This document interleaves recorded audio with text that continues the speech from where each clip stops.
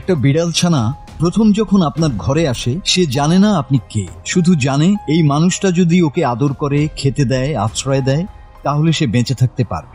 ধীরে ধীরে সেই ছোট্ট প্রাণীটা হয়ে যায় আপনার পরিবারের অংশ। সকালে পাশে শুয়ে থাকে, দুপুরে রান্নাঘরের আশপাশে ঘুরঘুর করে, রাতে আপনার বিছানায় উঠে আসে। বিড়ালটা শুধু আপনার নয়, সে হয়ে যায় আপনার সন্তানের মতো। একটি গবেষণায় দেখা গেছে বিগত 5 বছরে বাড়িতে বিড়াল পালনকারীর সংখ্যা উল্লেখযোগ্য হারে বৃদ্ধি পেয়েছে। ওয়ার্ল্ড পপুলেশন রিভিউ এবং রিসার্চ গেটের তথ্য অনুযায়ী 2025 সালে বাংলাদেশে পোষা বিড়ালের সংখ্যা আনুমানিক 40 লাখ। এদের বেশিরভাগই শহরাঞ্চলের বাসিন্দা। একটি গবেষণায় দেখা গেছে বিড়াল মালিকদের মধ্যে 70% নারী এবং 21 থেকে 30 বছর বয়সী তরুণ তরুণীদের মধ্যে এই প্রবণতা সবচেয়ে বেশি।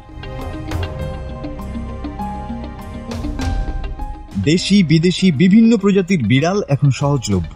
এই প্রবণতা পোষা প্রাণী সম্পর্কিত পণ্য ও সেবার চাহিদা বৃদ্ধি করছে, যা দেশের অর্থনীতিতে ইতিবাচক প্রভাব ফেলছে। কিন্তু কখনো কি ভেবে দেখেছেন এই ভালোবাসার মাঝেও লুকিয়ে থাকে কিছু দায়িত্ব? আপনার একটুখানি অসতর্কতা, না ধোয়া হাত, অনিয়মিত টিকাদান, স্বাস্থ্য পরীক্ষাহীন এই প্রিয় সঙ্গীটি আপনার পরিবার এবং আশেপাশের মানুষের জন্য বিপদ ডেকে আনতে পারে। জলাতঙ্কের মতো মরণ ব্যাধির জন্য একটা সময় শুধু কুকুরকেই দায়ী করা হতো। ইদানিং বিড়ালের কামড় বা আঁচড়ে আক্রান্ত মানুষের সংখ্যা আশঙ্কাজনক হারে বৃদ্ধি পাচ্ছে। বিড়াল আঁচড় দিয়েছিল তো এই জন্য জলাতঙ্কের টিকা নিতে এসেছি।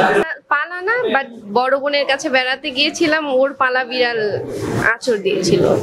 বিড়াল আমরা সবাই এখন বাংলাদেশে থেকে ম্যাক্সিমাম ফ্যামিলিতে বিড়াল পালা হয়, হ্যাঁ, বিড়াল লালন পালন করা হয়। তো বিড়ালটা হচ্ছে আমরা যখন বাসার বিড়াল বলি, আমরা আক্রান্ত হলেও অনেকে ভ্যাকসিন দেই না, বলে যে বিড়ালকে তো ভ্যাকসিন দেওয়া আছে। ব্যাপারটা হচ্ছে বিড়ালকে ভ্যাকসিন দেওয়া থাকলেও আপনি 100% ফ্রি থাকতে পারেন না, হ্যাঁ, রিস্ক থেকেই যায়।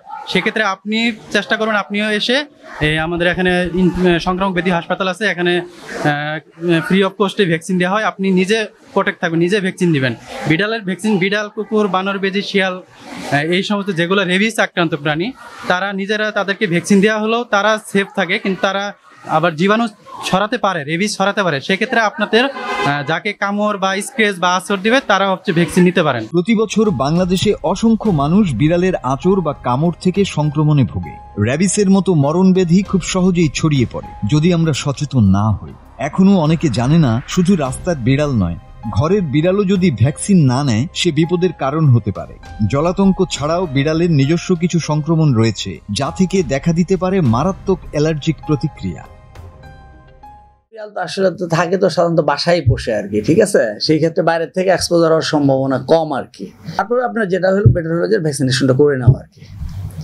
শুধু আপনার মনে করেন যে শুধু যে র্যাবিসের এগেনস্টেই না, বিড়ালের আরও কিছু নিজস্ব ডিজিজ আছে যেটা হয়তো মনে করেন যে র্যাবিসের মতো ইম্পর্টেন্ট না, কিন্তু সেগুলোর ভ্যাকসিনেশনও করা উচিত আর কি। মূলত র্যাবিস ভ্যাকসিনটা ইউজ করে বেশি আর কি, যারা বর্তমানে কুকুর বিড়াল পোষে আর কি। তো ভ্যাকসিন দিলে যে নিরাপদ, এটা শতভাগ বলা আসলে কঠিন কাজ আপনার। কারণ ভ্যাকসিনটা দিলে কি হবে, আপনার ওই রোগের বিরুদ্ধে আপনি ইমিউনিটি তৈরি করবে ভিতরে। আরেকটা বিড়াল বা আরেকটা কুকুরের মধ্যে আক্রান্ত হয়, সেটা ভ্যাকসিনের ইমিউনিটি যদি যথাযথভাবে না গ্রো করে তাহলে তো আপনার সে তো নিরাপদ না। এখন ইমিউনিটি তৈরি হয়েছে কিনা এটা তো এখন পর্যন্ত আমরা কেউভাবে আসলে দেখি না, জাস্ট ভ্যাকসিন দেওয়া পর্যন্তই শেষ করি। তার ফলে যথাযথ ইমিউনিটিটা তার রোগ প্রতিরোধ করার জন্য যে ইমিউনিটি যেটা হওয়া দরকার সেটা হয়েছে কিনা এটা আসলে অজানাত। তবে মোটামুটিভাবে আপনার মনে করেন যে ধরে নেওয়া যায় যে নিরাপদ আর কি। প্রাণীর প্রতি ভালোবাসা একটি চমৎকার মানবিক গুণ। এখানে ভালোবাসা মানে শুধু আদর নয়, ভালোবাসা মানে দায়িত্ব। পোষা বিড়ালটিকে সুরক্ষিত রাখলে আপনার পরিবারের সুরক্ষাও নিশ্চিত হবে। তাই নিয়মিত বিড়ালের স্বাস্থ্য পরীক্ষা করুন, ভ্যাকসিন দিন, সচেতন হন, যেন এই ছোট্ট বন্ধুটার সঙ্গে আপনার গল্প আরো দীর্ঘ ও সুন্দর হয়। মাসুদ হাসান, বাংলা টিভি।